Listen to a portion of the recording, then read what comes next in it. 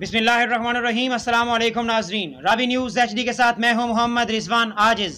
आपको जड़ावाला से एक ब्रेकिंग न्यूज़ से आगाह करते चलें, जहां अंधी गोली ने छत पर सोए हुए शख्स की जान ले ली। थाना रोडाला रोड के चक नंबर 378 गाफे का मोहम्मद अहमद अपने घर की छत पर सो रहा था कि अंधी फायरिंग का निशाना बन गया। मजीद जानते हैं जड़ावाला में मौजूद हमारे ब्यूरो चीफ राणा एजाज अहमद से। जी राणा एजाज अहमद, बताइएगा क्या तफसीलात हैं आपके पास? बिल्कुल अंधा कत्ल। रेस्क्यू ज़राए से पता चला है कि अंधी गोली ने छत पर सोए हुए शख्स की जान ले ली।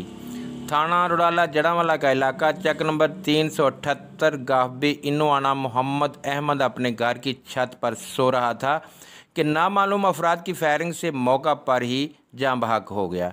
इतला मिलते ही मुतलका पुलिस मंडी रुडाला रोड थाना मौका पर पहुंची, लाश को कब्जे में लेकर पोस्टमार्टम के लिए तहसील हेडक्वार्टर जड़ावाला मुंतकिल कर दिया।